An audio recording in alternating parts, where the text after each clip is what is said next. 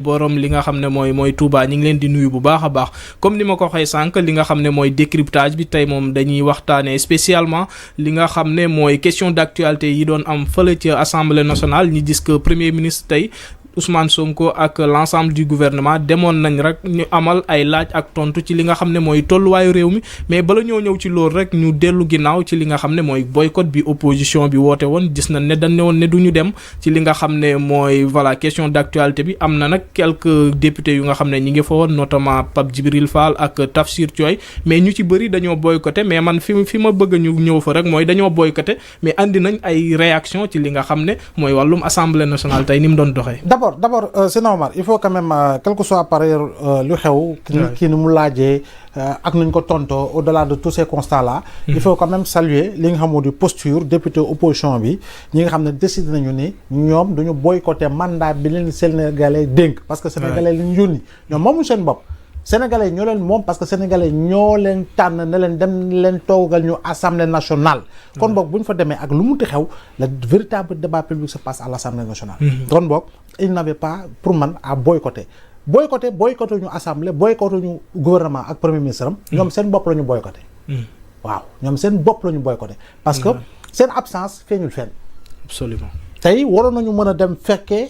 laajte ngir véritablement ñu àndi leen tontu si li nga xam ne soxal na leen te sénégalais yónni leen ko mais tey jii nii li ñu épluché en termes de questions en termes de réponses je pense que mooy les questions d'actualité de l'heure jàpp naa ni poñ bu nekk si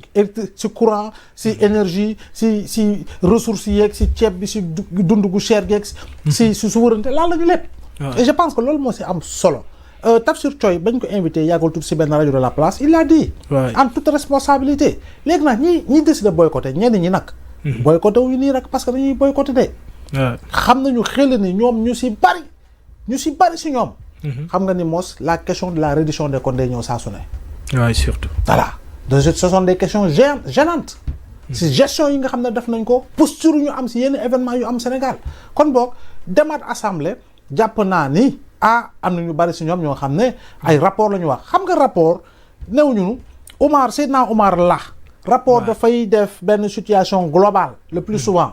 léegi nag la responsabilité de qui est qui engagé mais dañuy jàpp ne effectivement bu dee jëwriñ nga ta responsabilité est fondamentalement engagée si li nga xam ne mooy yenn yi donc de ce point de vue loolu la war naa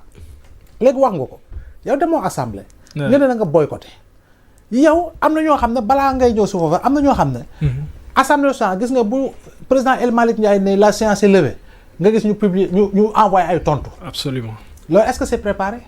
déedéet suivre da nga def sa texte avant même li nga xam ne mi ngi am wala c'est au cours véritablement des questions d'actualité yow si nga bind sa texte. mais ce texte n'a aucune objectivité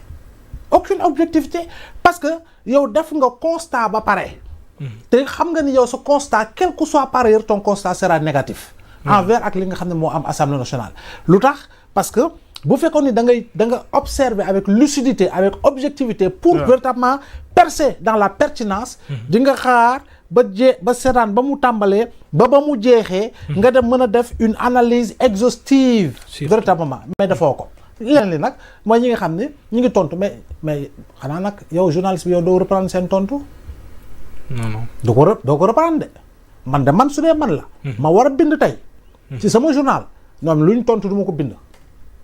lu ñu andi si tontu du ma ko exploiter. non boycott bi kay bala mu doon gën a neex sax ñu nëtt ci li nga xam ne moo xew tey non boycotté nañu mais ñoom boycotté nañu amuñu pour tontu kon boog ki boycotté man sama wàllu bopp de man journaliste bi man sama wàllu bopp si li nga xam ne si laay liggéey du ma citer benn baat bu ñu wax parce que amul solo nga wax ko parce que yow sa wàllu bopp da nga leen war a boycotter parce que ñun askan wala ñun ñoo leen ne dem leen assemblée ñu ne ñoo lànk demuñu kon boog yow demuloo nga décider volontairement ni damay boycotter mais tu te permets d'apporter des réponses si li nga xam ne yow yaa ne ko boycotter nga boo boycotter da ngay boycotter ba fin kon boog dañu war a boycotter ba fin Seydina Omar boycotter boobu nag mooy effectivement doomuma toppatoo seetaanuma su ma boycotté seetaanuma su ma boycotté dégluwuma su ma yeewoo maa ngi si samay activité wala ma def sama grasse matinée woo sama boy bi mu ñëw tegal ma caay. guerre day sax wala ma teg sama café bu tàng. yaa ngi dégg di zapper samay chaîne waaye yow duma la seetaan parce que j'ai décidé de te boycotter. parce que man ooma pour dem hémicycle yow yaa am pour dem hémicycle ba. comme demuloo hémicycle ba nag déedéet sa boycott noonu na mat sëkk. waaye nag yow bu fekkee ne yaa ngi andi ay tontu mooy yow yaa ngi toog sa salle boycotté nga de. waaye yaa ngi toog sa salle di ko seetaan. non faaw ñu seetaan nag. parce que waa ji moom faaw ñu seetaan. waaw dama ne yow boycotté nga demuloo mais yaa ngi toog sa kër zappé toog di seetaan. du xool lan la wax. du xool luñ ko laaj. pour nga andi sa ay réponse après alors que toi tu devais y être. tu devais être du jeu. da nga waroon bokk si ñuy laaj parce que sénégalais ñoo la yónni na la dama laajal ñu. nga ne ma dew ma léegi nag nga bind. mais tamit yow tamit tu dois être boycotté. et malheureusement ci bind boobu ñoom lu négatif rek la ñuy gis te tey assemblée nationale ku déglu li nga xam ne mooy question d'actualité yi di nga xam ne réponse yi le premier ministre Ousmane Sonko doon andi mais aussi l'ensemble du gouvernement yu am solo la. mais bien sûr. mais laaj yi sax ñu am solo. waay. quel que soit alpha ñu jël parole moo xam ñi fa nekkal opposition bi quel que soit pare dëgg nga sama njëlbeen ak quel que soit pare li fa xew. mais au moins laaj nañu. laaj yi bu si doon am na loo xam ne am na si solo. bu mu si mu doon premier ministre bi ak ministre yi jël parole andi nañu ay réponses yoo xam ne ay tontu yoo xam ne leer na c'est normal. parce que tey jii nii lu xew ci dund bi wax nañ si. lu xew tey si liggéey bi wax nañ si.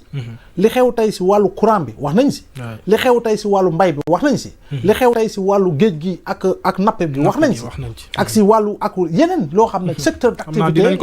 voilà ñëw nañ si. donc je pense que li nga xam ne moo di actualité faisant ci 30 derniers jours yi jàpp naa ni épluché nañu li nga xam ne man nag yow di taskatu xibaar bu ñu toogoon ak gouvernement c'est premier ministre mais question yu ñu laaj tey moom lañ koy laaj dara gënu ci kon boog je pense que les questions ont été bonnes les réponses ont été précises donc réponse yi duñu ne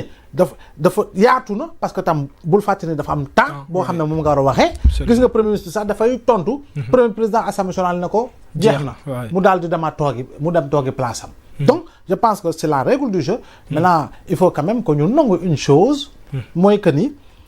ba tey gi nii sénégalais yi ñoom ñoo jox ñi yor nguur gi sénégalais ñoo leen jox 130 députés sénégalais yi ñoo leen jox 130 députés ñoom la ñuy joytu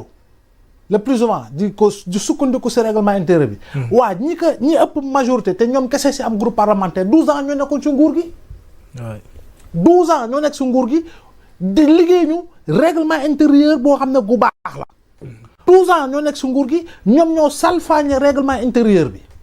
tey ñoom ñoo bëgg joytu règlement intérieur boobu mais c'est problématique alors que ñii teg nañu sax ab commission boo xam ne dafay saytu pour ñu jooyanti règlement intérieur bi mais loolu c'est un pas en avant